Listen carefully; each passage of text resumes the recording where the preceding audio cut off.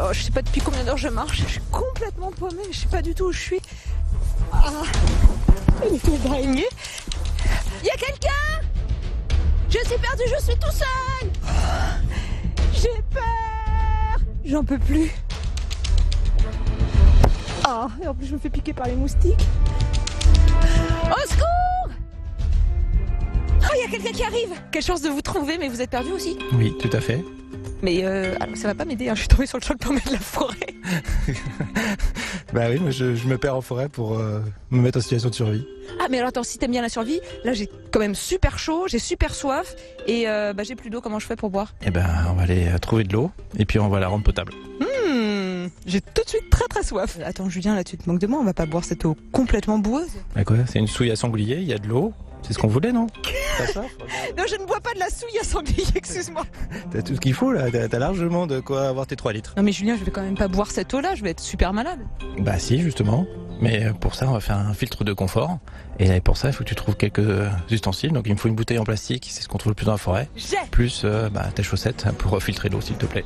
Je vais me régaler. Bon voilà, j'ai la bouteille, qu'est-ce que tu fais après? On va la découper. On fait un entonnoir. Donc là, j'ai fait ta chaussette pour filtrer en premier lieu. Ensuite, j'ai mis mes mouchoirs que j'ai mis en plusieurs couches, parce que plus il y a de couches, plus ça filtre.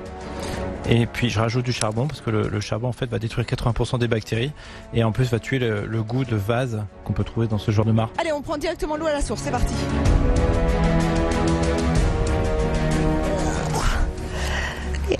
J'ai plus qu'à verser mon eau pour avoir mon filtre de confort. Julien, on n'est pas rendu là, c'est du goutte à goutte. Ah oui, si tu veux que ça filtre, et c'est goutte à goutte. Je pourrais boire dans combien d'heures? Bah d'ici une demi-heure, 3/4 d'heure, mais après il faudra faire bouillir. On cherche une petite clairière pour aller faire notre feu.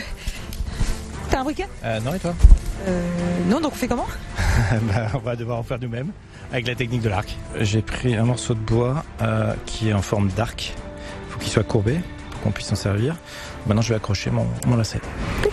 Et on va faire le mouvement avec le maillet grâce à l'arc de frottement de façon à créer de la poussière. Donc ça va faire une fumée, de la poussière, et la poussière en s'accumulant va devenir une braise, et cette braise va falloir la transformer en feu. C'est bon. Je la dépose dans le nid et je souffle pour qu'elle transmette à mes roseaux.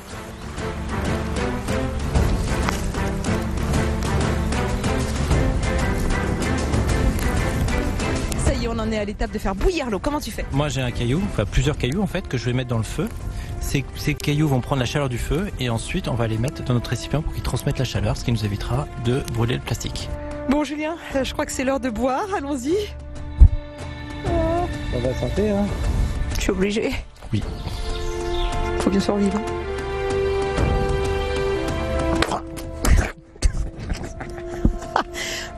C'est pas très bon quand même. Mais elle est pure. Tu peux y aller. Ok. Fini. Non, j'ai plus soif. C'est peut-être le moment de passer à table. Hein? J'ai une petite faim, ouais, t'as pas une barre chocolatée ou un truc comme ça dans ton sac?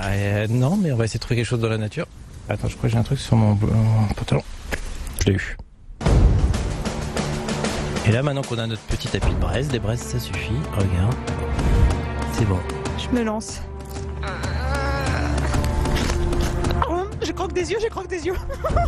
Je croque des yeux.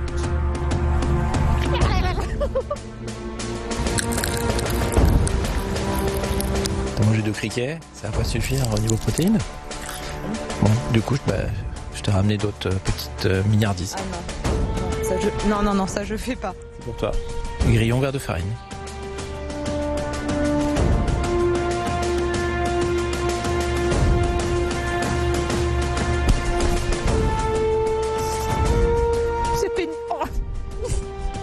C'est pénible. Alors j'ai dégrillé.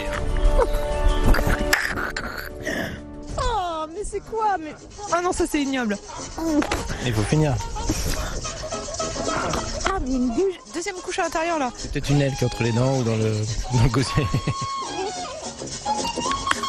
Ça accroche. C'est pas mauvais, en plus maintenant ils font des recettes à base de pâtes, à base de barres céréales grâce aux insectes.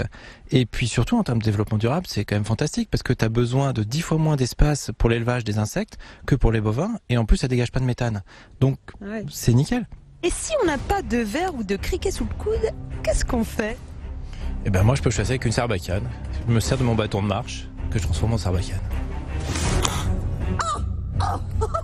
Ça, j'ai réussi.